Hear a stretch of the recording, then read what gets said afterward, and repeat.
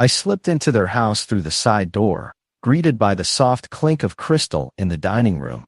My mother's roast simmered in the oven, cinnamon and rosemary hanging in the air. Early in the meal, my father cleared his throat and beckoned me to stand beside his china hutch, its glass doors showcasing wedding gifts I'd helped pay off. The flicker of the candles reflected in his eyes when he leaned in close and asked me to buy Lila a car. His voice cracked like a snapped branch, the gentle dinner chatter around us fading into an accusing hush.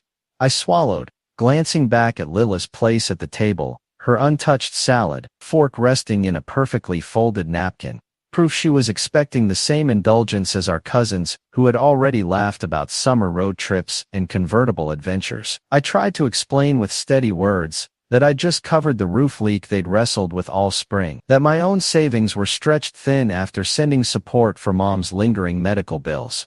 But Dad slammed a palm against the cabinet, rattling the delicate tea set inside, and hissed that I was ungrateful, too proud to lift a finger for my sister. Across the table, Lila stood so abruptly her chair scraped the floor, her dress rustled as she stumbled backward, eyes red as she accused me of never caring for her. I'd spent afternoons driving her to college interviews in a car I'd rented, waited nights beside her when a sudden fever left her curled on the couch.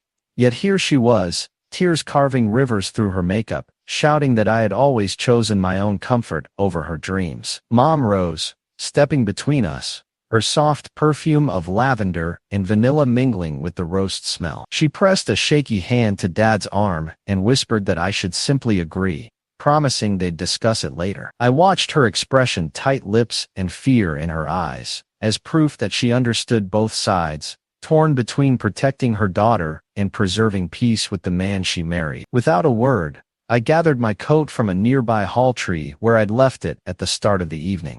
My leather jacket felt heavy against my arm. As I walked past my stunned cousins, Forks paused mid-air and out through the front door. The snap of the storm door echoed behind me, and I felt the weight of their silent judgment settle in my bones. In the cold air outside, headlights from passing cars cast fleeting headlights across the driveway. I made no move to return until morning. When my phone buzzed, it was Dad's name lighting the screen. His text read simply, "Don't come back until you understand loyalty." No softening words, no question, just an order. Seeing his name there, I realized everything that happened that night was real. The demand for a car, Lila's tears accusing me, Mom's pleading hush. My family dinner had laid bare all those hidden expectations, and I knew I could never pretend their version of loyalty was mine. I still remember the morning I showed up at their front porch with the roofer's estimate tucked under my arm, the paper heavy with calculations. My father stood in his paint-splattered workshirt, hands on his hips, as I unfolded the sheet listing every shingle replaced and nail hammered. My mother hovered behind him, cheeks pink from gratitude, when Dad glanced at me and said, "You've always been the one we could count on." Their relief in that moment, sighs of comfort, as I handed over the check they'd never asked for, proved I had carried more weight in that family than I ever admitted. Meanwhile, Lila slid back into the guest room, bathed in sunlight, her textbooks abandoned on the desk where my old science project once sat. They booked her weekly therapy sessions at the clinic up the road, the calendar invites popping up on her phone with gentle reminders. I knew she missed half her appointments because I found her unused Capay envelopes stuffed inside a decorative box on her nightstand, the stamps curling from neglect. When I folded laundry later, a receipt for a fancy latte and pastry from the cafe across the street slipped out from beneath her sweater. That morning coffee was her real therapy, and she never returned to the office. Then there was the car Mom and Dad, surprising her with a gleaming sedan they picked up after her casual mention of needing something reliable. I watched her back it carefully into the driveway. The first evening, the dusk light catching the metallic paint. Weeks later, I raced around the corner when I heard that crunch. Her car wrapped around the corner mailbox, its bumper crumpled and lights askew. She stood beside it, phone clenched in shaking fingers, explaining she'd been answering a text about brunch plans when she drifted into the post. They comforted her, called roadside assistance, then went inside to order pizza. I stayed behind in the chill air, watching the tow truck haul away the wreckage she'd never apologize for. My own medical scare was nothing like that. A slip in the shower that left me lying on cold tiles, blood pooling across the floorboards. I patched myself up enough to drive to urgent care, then called my father with my voice thick against the line. When I asked if he could help cover the bill, he paused, the faint rustle of newspapers on the other end. "You made your choices," he finally said, not unkindly but firmly, proof that my struggles were mine to shoulder alone. I hung up and paid the nurse with cash pulled from my sock drawer, each crinkle of bills a reminder I was on my own. Sitting now in my apartment, I spread the invoices, appointment slips, and accident photos across my desk. Mom's thank you note for the roof repair, the stack of unread therapy reminders, a snapshot of the twisted car door. These weren't abstract grievances but moments frozen in time. Their relief, her avoidance, his dismissal, tangible proof that I'd been the pillar holding us up while Lila's place was cushioned by sympathy and second chances. At last, I saw the pattern laid bare. My generosity met with expectation, her needs met with indulgence, and I knew I could no longer bear that imbalance alone. My phone buzzed as I parked beside the row of townhouses, Aunt Miriam's name flashing on the screen with her gentle panic. "You hurt Mom so badly. How can you sleep at night?" I remembered how only a week earlier, she had wept into my shoulder when I quietly handed her the repair bill I'd picked up after the storm blew our chimney. Loose proof she knew I had always been the one cleaning up their emergencies. Now, she blamed me for throwing their world into chaos. Scrolling through my feed, I saw Uncle Tom's public post, his graying beard in the profile photo, staring back at me as his words scrolled across the dull Facebook blue. "It costs nothing to care for your family. Just saying." Underneath, distant cousins I rarely spoke to weighed in with sympathetic comments, as if caring demanded an unpaid bill I had refused to foot. I thought of the summers I'd mailed checks to keep the power on, and how silently they accepted the warmth without ever inviting me inside. That evening, my phone pinged with an Instagram alert. Lila had shared a story from her dimly lit bedroom. A shaky clip showed her perched on the edge of her bed, the soft glow from her vanity mirror catching stray hairs. Text overlay read, "Some people can afford luxury cars, but won't help their own blood." The next slide panned to the dented car door she never fixed after that mailbox crash, the one I had wired money to replace, even though she never admitted fault. In the final frame, tears ran down her cheeks as she whispered, "I just wanted someone to believe in me." Watching it, I remembered the day she collapsed into my arms after a panic attack and how I'd held her steady. Yet she now painted me the villain. A chirp from my messages drew my eye to my cousin Jenna's text, sent in our private chat. "Look, I don't agree with how they handled it, but maybe refusing her wasn't kind." I could almost hear her voice soften on the phone, the way she once thanked me for designing her wedding invitation, when no one else thought my side hustle worth celebrating. I tapped out a reply. I didn't send. My kindness ran dry. Her unread bubble hovered, a reminder that even those who cared were caught in the storm I never summoned. In my therapist's softly lit office, I spread the screenshots across the coffee table like evidence, the glow of the desk lamp illuminating each accusation. She leaned forward, smoothing the crease in her notepad, and noted how my family had rehearsed these narratives for years, my sacrifices glossed over while my boundaries were cast as betrayals. She pointed out how every denial of their demands echoed the very moments I'd been silenced, the time they dismissed my idea at the holiday feast, the way they laughed off my promotion, "Because you're still my little girl," even though I was standing taller than any of them. That night, I sat against the cool hardwood floor of my living room, my back pressed against the sofa. I held each message in my hand and whispered the truth to the empty room.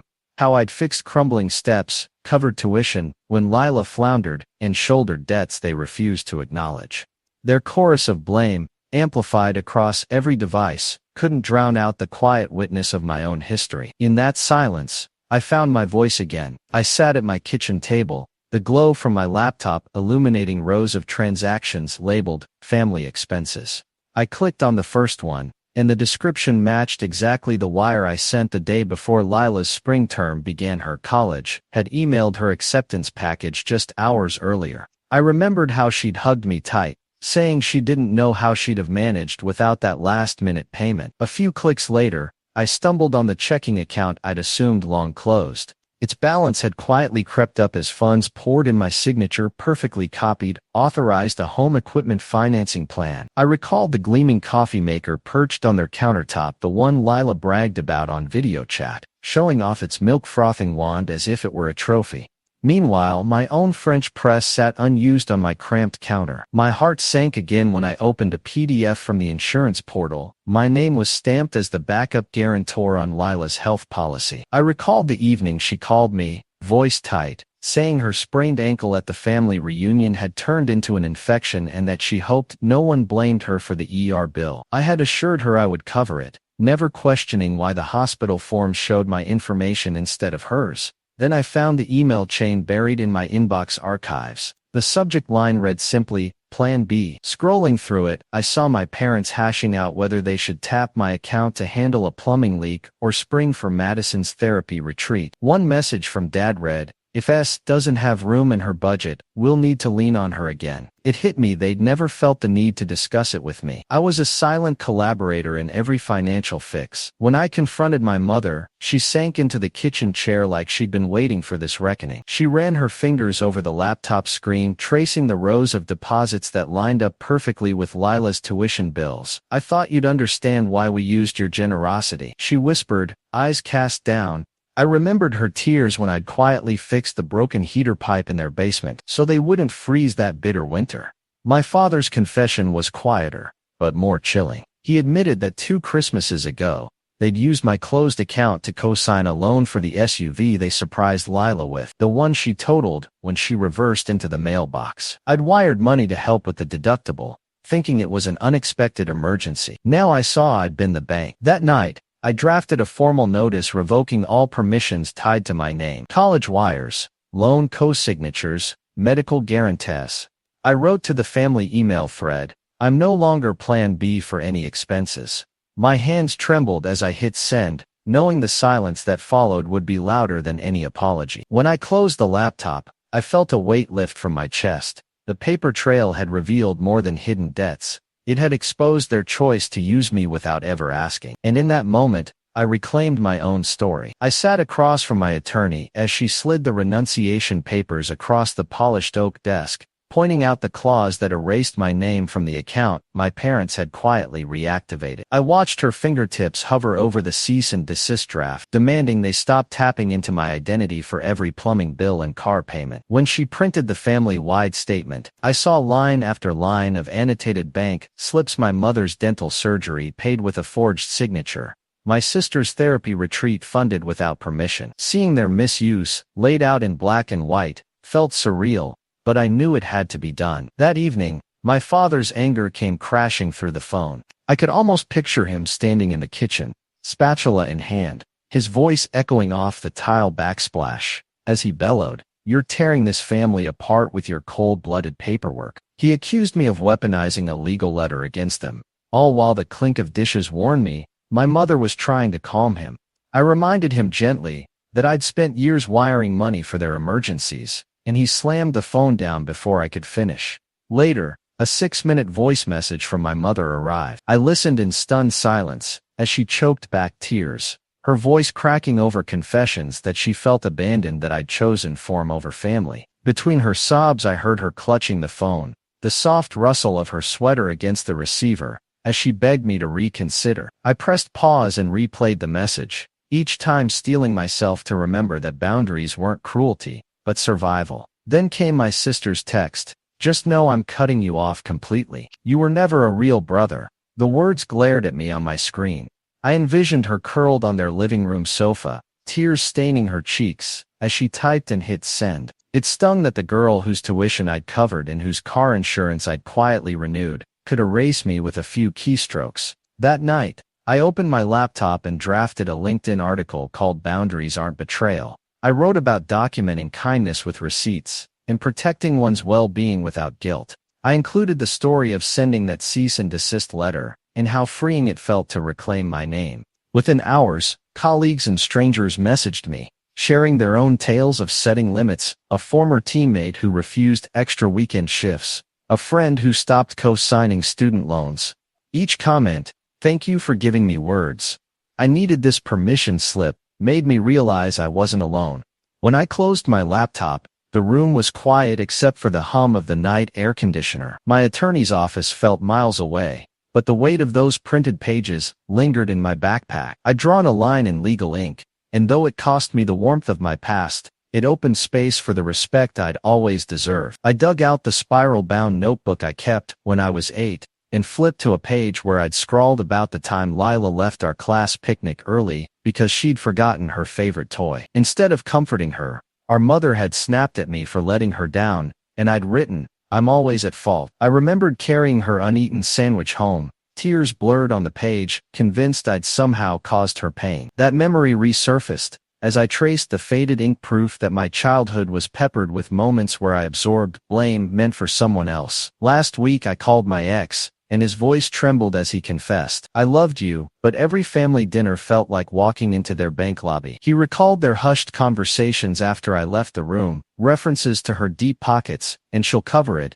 as though I were nothing more than a wallet on two legs. His recollection of the night I paid for my sister's overdue rent, then ate cold pasta alone in my car because I'd missed my own date night, still stung. His words confirmed I hadn't imagined the financial strings attached to every interaction.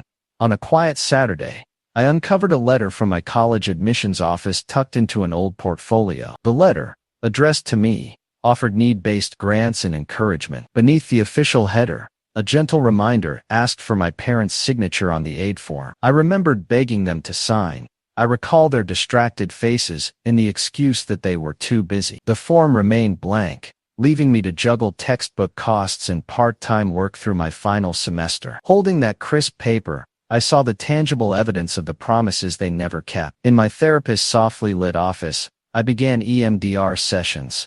As she guided me through the eye movement exercise, I revisited my own rage, like the time I discovered they'd spent my support money on another kitchen remodel while I lived with a moldy ceiling in my bedroom. I recalled the tightness in my chest when the therapist's tapping mirrored the relentless pressure I felt at every holiday request. With each bilateral stimulation, the shame I'd carried was unpacked and released, leaving a curious lightness in its place.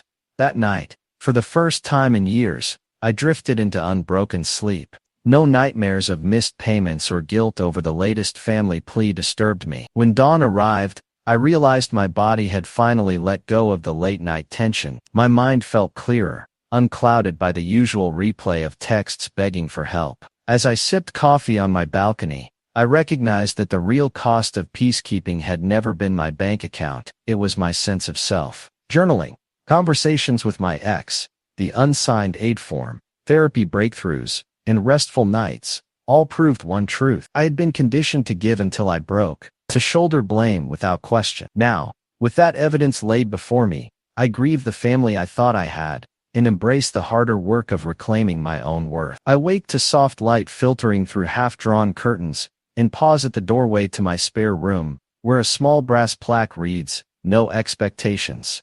The air smells faintly of cedar from the shelf I installed, and the walls, painted a gentle dove gray, are bare of family photos, just a single plant basking in the morning glow. This room used to hold my mother's holiday boxes. Now it holds only the books and sketch pads I choose to fill it with. A few days after settling in, I posted a simple note on the community center's corkboard, "Meet up for those from controlling families, safe space tea provided." I brought over a tin of oatmeal raisin cookies warm from the oven, and by the end of that evening, 6 strangers had shared details of their own family betrayals.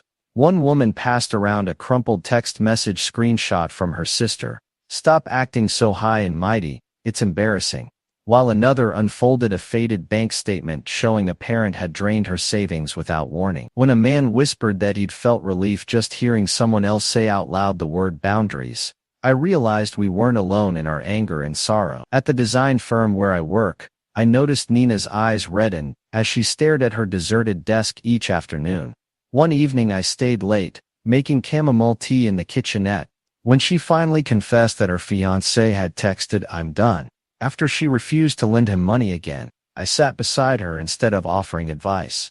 I wrapped her trembling hands in my coat sleeves until her shoulders stopped shaking, and she managed to say, "Thank you for not making me feel stupid." The next morning she dropped a fresh baked muffin on my desk with a note, "Best Listener Award." When December arrived, The usual stir of holiday invitations left my phone silent.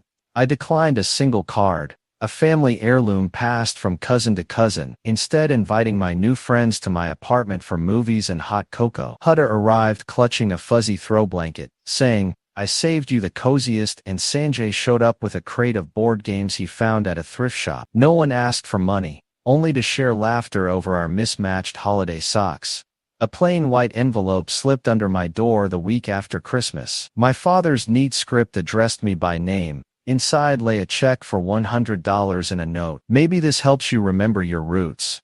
I pressed the bill and letter between two sheets of glass in a simple black frame, my first piece of wall art to hang beside my drawing station. I'll never cash it, but each time I see it I'm reminded of how little I lost and how much I've claimed. Now my definition of family rests on those who show up without expectation. I walk past that spare room each morning, the plaque gleaming in soft light, and carry with me the proof. The group chat notifications that pinged with the savory warmth of cookies shared among strangers, the late-night cups of tea that didn't demand repayment, and the empty card slot where once a holiday invite might have been. These are real connections, built on mutual respect and kindness, forged in quiet rebellion and honest presence.